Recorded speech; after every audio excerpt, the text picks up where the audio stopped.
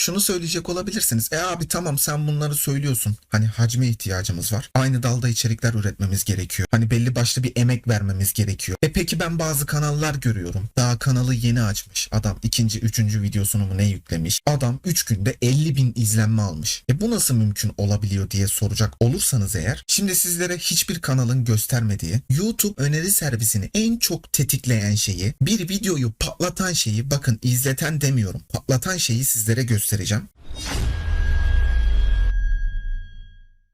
Bu videoda sizlere YouTube öneri servisi nasıl çalışır? Ben YouTube'da video paylaşıyorum fakat YouTube benim videomu önermiyor. Videolarım izlenmiyor. Neden? Gibi sorularınızın cevabını 3 adımda sizlere açıklayacağım arkadaşlar. Sizler bu videoyu izledikten sonra YouTube öneri servisinin nasıl çalıştığını, YouTube'un hangi videoları önerdiğini ve sizler de kanalınızı bu yönde nasıl geliştirebileceğinizi anlayacaksınız. Şimdi işleyeceğimiz konu çok önemli arkadaşlar. Kesinlikle ileri sardırmadan izlemenizi tavsiye ediyorum. Şimdi sizler öncelikle YouTube'da bir kanal açtınız. Video yüklemeye başladınız. Örnek veriyorum. Yan sekmeye geçelim. Kick yayın ayarları hakkında videolar üretiyorsunuz. Diyorsunuz ki ya ben bu arkadaştan daha iyi çektim. Her şey çok güzel. Benim videom çok güzel. YouTube benim videolarımı neden önermiyor? Neden videom tıklama almıyor? VidIQ programından faydalanalım. Şöyle bir sağ tarafta görmüş olduğunuz gibi VidIQ eklentim var benim. Aşağıya iniyorum. Bakın burada bir yazı var. Bu arama terimi için en iyi kanallar. Yani VidIQ programı sizin arama yaptığınız anahtar kelime ile ilgili en iyi kanal hacimlerini sizlere sıralar. Yani nedir kanal hacmi? Görmüş olduğunuz gibi en üst sırada Hangi Onur diye bir kanal var. Baş içerik oluşturucu Hangi Onur yazıyor. Bunun sebebi arkadaşlar, program bize YouTube'da şu an bu yaptığımız aramayla ilgili en iyi hacmi olan kanalı bizlere gösteriyor. En başta belirtmek isterim ki YouTube algoritması bir insan değildir arkadaşlar. Belli başlı sebeplere göre YouTube algoritması çalışıyor. Yani ne demek istiyoruz? Öncelikle sizin videonuzun izlenmesi için YouTube tarafından yüksek sayıda önerilmesi için birincisi insanların bu dalda çok fazla arama yapması gerekiyor. Yani anahtar kelimenin YouTube'da çok fazla kullanılması gerekiyor. Şimdi ben şu an çok fazla aranan bir kelimeyi yazdım buraya. İkincisi, YouTube neye dikkat ediyor? Sen bu dalda ne kadar video üretiyorsun? Yani bu sefer senin hacmin nedir? Dolayısıyla bu anahtar kelimeyi en çok kullanan, en çok bu konuda videolar yapan arkadaşımız Hangi Onur kanalı olduğu için YouTube diyor ki diyor, bu arkadaş bu anahtar kelime ile ilgili çok fazla video üretiyor. Ben o zaman bunun videolarını en üst sıralarda çıkarabilirim. Daha çok önerebilirim diyor. Sadece bu mu? Hayır. Videonun performansı da iyi. Gösterim tıklama oranı olsun, izlenme süresi olsun iyi olduğu için bu kişiyi YouTube bize daha çok öneriyor. Sebebi, çünkü bu kanalın bir hacmi var arkadaşlar. Bu dalda videolar üretiyor. Şimdi sen YouTube kanalında hem oyun videosu çekersen, hem müzik videosu çekip paylaşırsan, hem eğitim videoları çekersen, algoritma bir insan olmadığı için senin kanalının ne üzerine kurulu olduğunu anlayamaz. Anlayamadığı için de, yeni bir kanal olduğun için de senin gösterimlerini arttıramaz. Senin videolarını kime önereceğini YouTube anlayamaz. Dolayısıyla kesinlikle ve kesinlikle eğer hangi kanalsanız, ne üzerine içerikler üretiyorsanız tek bir dala yoğunlaşmalısınız. Peki şimdi ikinci adımımıza gelelim. YouTube öneri servisi sadece hacime göre mi çalışır? Sadece hacim mi önemlidir? Hayır, tabii ki de. Şimdi yan tarafa, kendi kanalımıza geçtik. Benim internet hızlandırma, ping düşürme adı altında bir tane videom var. Videom tuttu arkadaşlar. Yani ben bu videoyu 14 Eylül'de paylaşmışım. Şu an tarihimiz, şöyle bakıyoruz, 25 Eylül. Yani daha 10 gün olmuş yaklaşık videoyu paylaşalı. 10 günde 127 abone getirmiş bana. Yani 2 aylık bir kanal olmama rağmen. Ve 5600 kişi izlemiş şu anda. 360 saatte kazandırmış bana. Peki bu arada bu videom tuttu neden diyorum? Çünkü 10 günde bu verileri ben elde ettim. Peki bunu nasıl yaptık? Öncelikle benim kanalımda bilgisayar hızlandırma adı altında tutmuş bir videom vardı. Dolayısıyla daha önce de hızlandırma kategorisi adı altında videom olduğu için YouTube benim bu dalda içerik ürettiğimi biliyor. Yani ufak da olsa bir hacmim var. İkincisi, en önemli konumuz. Erişim yerine tıkladık, gösterim tıklanma oranı. Arkadaşlar, YouTube'un videolarınızı daha çok insanlara önermesini istiyorsanız gösterim tıklanma oranınız yüksek olmak zorunda. Bakın, zorunda diyorum size. Yani sen istediğin kadar kaliteli bir içerik üret. İstediğin kadar videonun muazzam faydalı olduğunu düşün. Eğer insanlara bunu tıklatamazsan hiçbir anlamı yok. YouTube için de bir anlamı yok. Dolayısıyla gösterim tıklanma oranın 3'ün altında olmayacak. Yani %3'ün altına düşerse kötü bir performans sergiliyor demektir. YouTube küçük resmini değiştirmek zorunda kalabilirsin.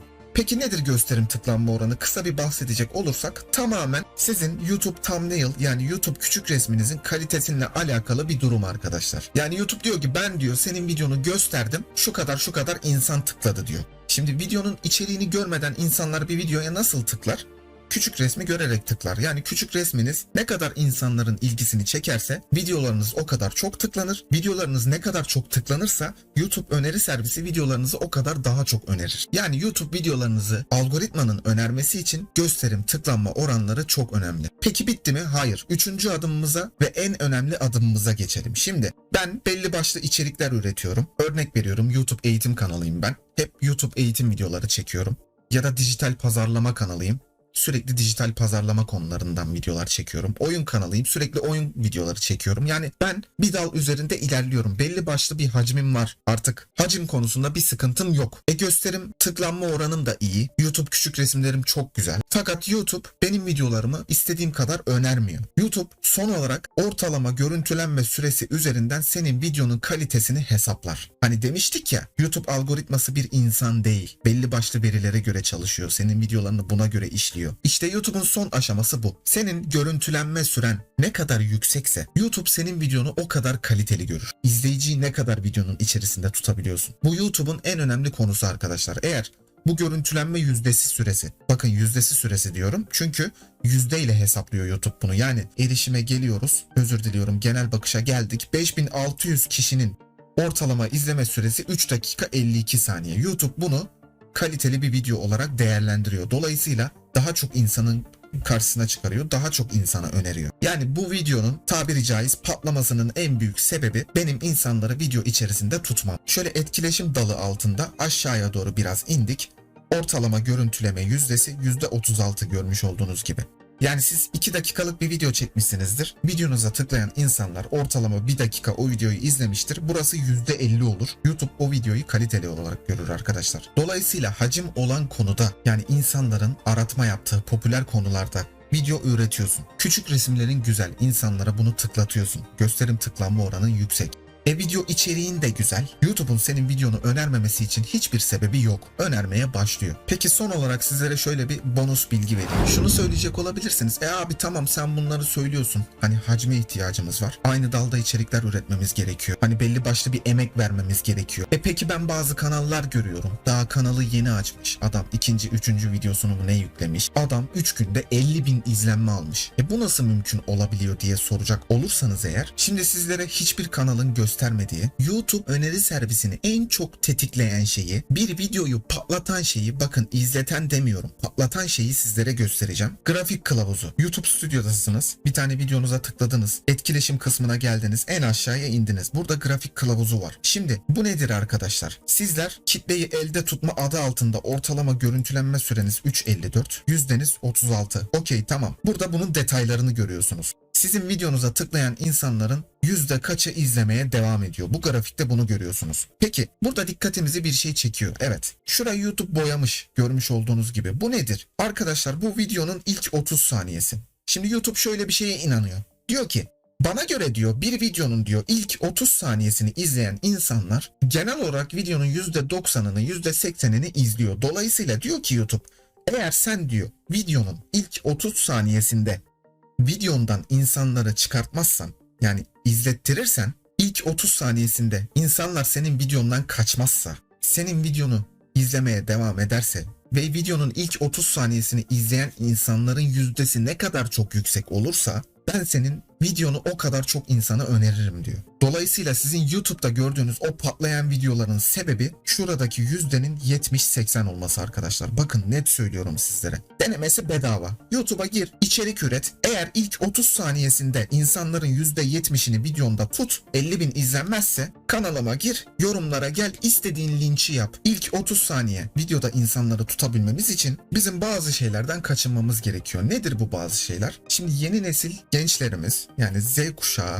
olarak adlandırabileceğimiz nesil için artık zaman çok kıymetli. Yani bir videoda insanlar zamanının boşa gitmesini istemiyor. aradığını hemen bulmak, o videodan alabildiğince bilgiyi almak istiyor. Yani zamane gençlere bir şey beğendirmek çok zor. Ya bu olgun nesil için de böyle. Sadece gençler adına konuşmuyorum. YouTube artık rekabetin yüksek olduğu, kanalların çok fazla olduğu bir platform. Artık bir insan YouTube'da video arattığında karşısına yüzlerce kanal çıkıyor. Yani adam tozdan nem kaparsa, yani izleyici senin videona tıkladığında en ufak bir şeyi beğenmezse direkt senin videondan çıkıyor, öteki kanala zıplıyor. Rekabetin yüksek olduğu yerde tutunmak zordur arkadaşlar. Sizlere şöyle bir örnek vereceğim. Bazı kanallar vardır. Hani dikkatinizi çekiyor mu? Adam bir tane odayı resmen ofis haline getirmiş. YouTuber odası yapmış, böyle yayıncı odası yapmış. Her tarafta ışıklandırmalar, böyle mavi mor ışıklar. Hani kaliteli mikrofonlar, böyle setup'ını gösteren bir şekilde facecam kullanılması. Arka duvara süsler yapıştırmalar falan. Kitaplık koyma, portre asma, ne bileyim. Peki hiç merak ettiniz mi insanlar bunu neden yapıyor? Bu YouTuber'lar neden bu kadar görselliğe önem veriyor? İşte bunların hepsinin sebebi bu arkadaşlar. İnsanların binlerce lira harcamasının sebebi, on binlerce lira dökmesinin sebebi tamamen ilk 30 saniyede izleyiciyi tutmak. Yani adamın o setup'ı kurmasının sebebi artistlik değil. Anladın mı? Hani sana bak ben şöyle şekilli bir YouTuber'ım demek değil. Adam ilk 30 saniye izleyiciyi videoda tutabilmek için emin ol o setup'ı kuruyor. Sadece bunun için kuruyor. Kişi senin videona girdiğinde senin ilgini çekebilmek için on binlerce lira harcayarak setup kuruyor kendisine. Ki insan beyni de bu şekilde çalışıyor. Sen şimdi bir videoya tıkladığın zaman ilk 10 saniye seni bir şey etkilemezse emin ol dostum o videodan kaçıyorsun. Gidiyorsun genel olarak. Dolayısıyla bizler ne yapacağız? İlk 30 saniye söylemiş olduğum gibi insanları videomuzda tutabilmek için elimizden geleni yapacağız. İlk başta bunu yapabilmek için ne yapabiliriz? Introyu unutun. Intro yok arkadaşlar. Direkt videonuza girin. Ya işte sen bir video çektin. Direkt başla videoya. Bu videoda sizlere şunu göstereceğim. Şunu bunu göstereceğim. Ya da şu oyunu oynayacağız falan. Şöyle güzel sahneler var. Şöyle güzel kaliteli vakit geçireceğiz vesaire vesaire. Artık siz ne söylerseniz, ne konuşursanız o size kalmış bir şey ama ilk 30 saniye bir izleyiciyi videonda tutmak için elinden geleni yapacaksın. Bunu yapabilmen için de insanların direkt istediğini onlara verebilmek için introndan vazgeçeceksin kardeşim. İnsanlar için zaman kıymetli. Sen bir intro yaptığında insanlar telefonda 2 kere ekranı tıklayarak 10 saniye ileri attırıyor. Senin ilk 30 saniye izlenme verilerin düşüyor. Dolayısıyla öneri servisi de senin videonu çok fazla önermiyor. Bu da videonun en sonuna sakladığım en altın değerinde bilgidir. Emin olun arkadaşlar, birçok YouTuber bu bilgiyi vermez sizlere. Bu konulardan bahsetmez. Videomuz da buraya kadardı. Umarım, özür dilerim, buraya kadar başınızı ağrıttım. Çok konuştum. Videoda biraz uzun oldu, farkındayım. Fakat konu çok önemli. Detay isteyen bir konu olduğu için ya elimden geldiğince bu videoda sizlere konuyu aktarmaya çalıştım. Ben de biraz yoruldum şu an. Susadım, gidip bir su içeceğim ilk işim. Umarım sizlere bir şeyler katabilmişimdir. Videoyu beğenmişsinizdir. Kanalımız yeni bir kanal. Bütün yorumları elimden geldiğince cevaplıyorum. Cevaplayabiliyorum, öyle söyleyeyim. Yetişebiliyorum yorumlara. Dolayısıyla yorum yazmaktan çekinmeyin. Kafanıza takılan bir şey varsa yorumlarda yazabilirsiniz. Instagram hesabımız var. Oradan da beni takip edebilirsiniz. Oradan da DM atabilirsiniz. Beni buraya kadar izleyenlere teşekkür ederim. Bir sonraki videolarda görüşmek dileğiyle, kendinize iyi bakın, sağlıcakla kalın.